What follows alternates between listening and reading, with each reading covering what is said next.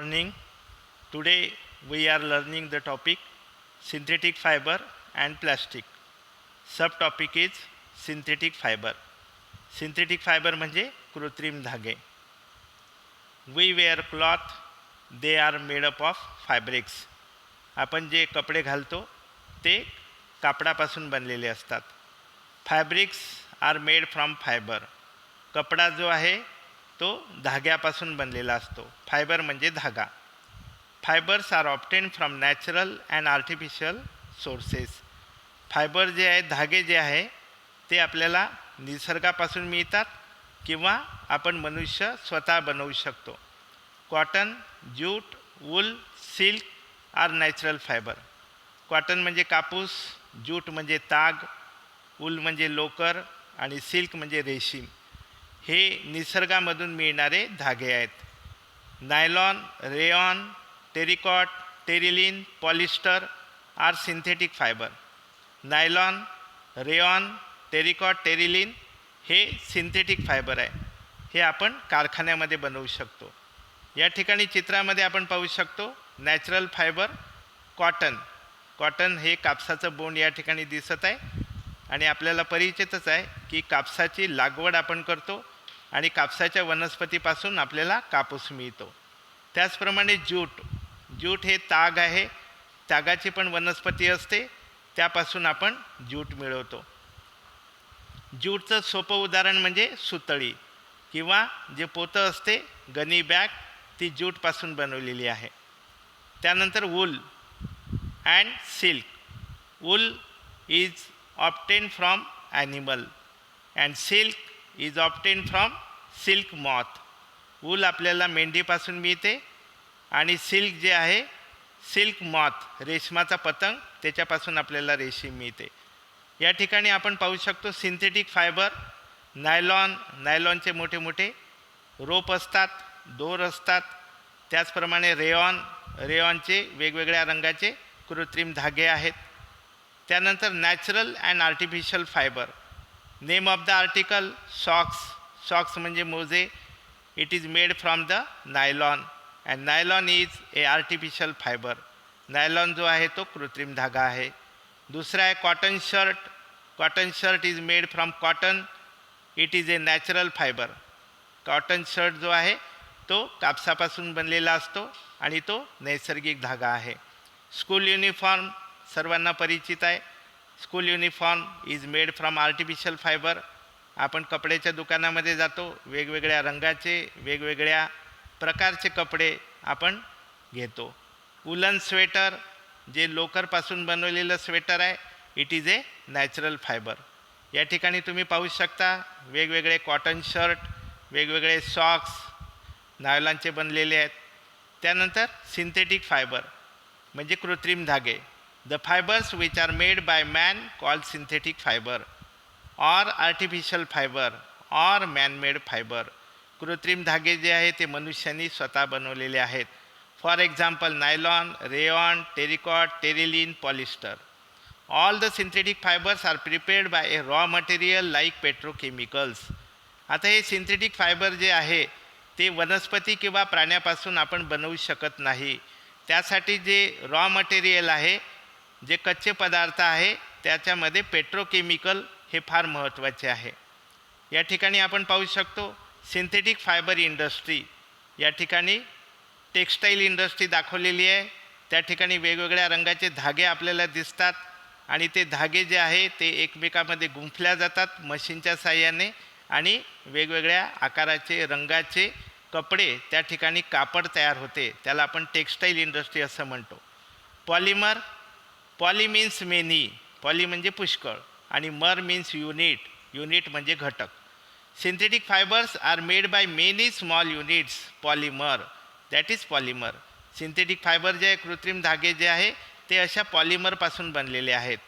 Many small units combine to form a large single unit called polymer. जेव्हा अनेक छोटे छोटे घटक एकत्र येतात एकाच प्रकारचे, त्याच्यापासून एक मोठा घटक बनतो, त्याला आपण पॉलिमर असं म्हणतो. आणि हे पॉलिमर जे आहे हे केवळ कृत्रिमच नाही तर नैसर्गिकही असतात. उदाहरणार्थ polymer occur in nature also. Cotton content polymer cellulose. Cotton म्हणजे कापूस. कापसामध्ये जो पॉलिमर आहे त्याचं नाव आहे cellulose. Cellulose is made from many small units of glucose. आणि सेल्युलोज हे पॉलिमर जे आहे ते अनेक ग्लुकोज मॉलिक्यूलपासून बनलेलं आहे. अनेक ग्लुकोजचे घटक जेव्हा आपण एकत्र करतो त्यावेळेला सेल्युलोज तयार होते. Types of synthetic fibre. कृत्रिम धाग्यांचे प्रकार. पहिला rayon. It is one type of synthetic fibre. Rayon हा एक प्रकारचा कृत्रिम धागा आहे. Rayon is called artificial silk. रेयॉनला कृत्रिम रेशीम असं म्हटलेलं आहे. It is prepared from chemical treatment of wood pulp. Wood pulp म्हणजे लाकडाचा लगदा. Rayon is obtain from natural source that is wood pulp. म्हणजे रेयॉन जरी कृत्रिम धागा असला तरी तो नैसर्गिक स्तोत्र जे आहे लाकडाचा लगदा याच्यापासून तयार केला जातो. त्याच्यावर केमिकल ट्रीटमेंट केली जाते, रासायनिक क्रिया करून मग हा रेयॉन बनवला जातो. It can be dyed into different colours. त्याला वेगवेगळ्या रंग आपण देऊ शकतो. It is mix with cotton to make bedsheet. त्याच्यामध्ये आपण जेव्हा रेयॉनमध्ये कॉटन मिक्स करतो तेव्हा त्याच्यापासून बेडशीट तयार होतात.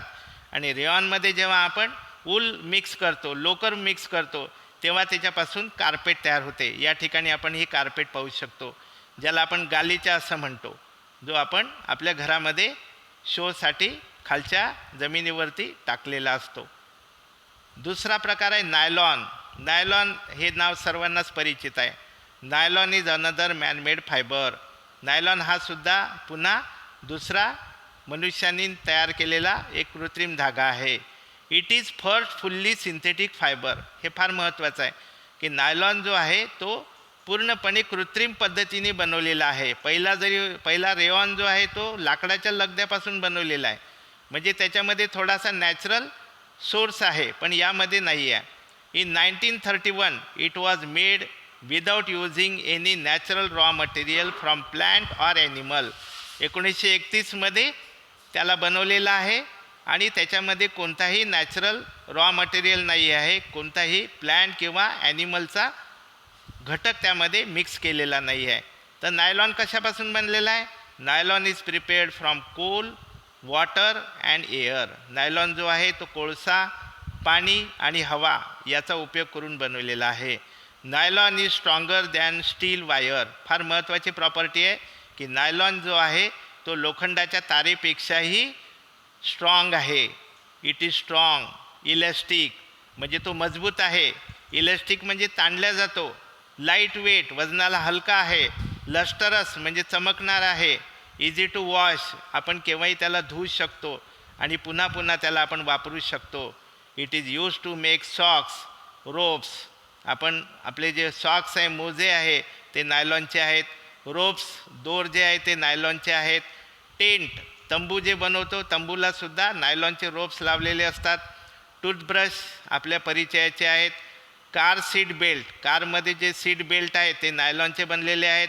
बॅग्स आपण डेली यूज करतो त्या बॅग्स आणि कर्टन्स म्हणजे पडदे. या ठिकाणी आपण पाहू शकतो टूथब्रश आहे, बॅग्स दाखवलेले आहे आणि हे सर्वांना हे तर तुम्हाला ओळखू आलं असेल. हे पॅराशूट आहे. पॅराशूटला जे धागे आहेत ते अत्यंत मजबूत पाहिजे असतात आणि म्हणून नायलॉनचे धागे त्या ठिकाणी बांधलेले आहेत. आणि नायलॉनच्या धाग्याचा अजून दुसरा उपयोग आहे रॉक क्लाइम्बिंगसाठी, पर्वतारोहण करण्यासाठी, उंच पर्वतावर चढण्यासाठी मजबूत दोराची आवश्यकता असते. शेवटी आपण होमवर्क पाहणार आहोत. होमवर्क तुम्हाला आपल्या वहीमध्ये लिहायचा आहे.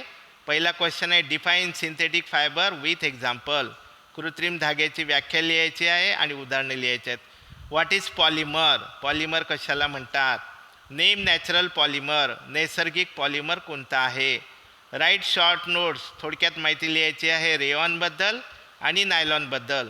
आणि शेवटचा क्वेश्चन आहे write 5 articles made by synthetic fibres.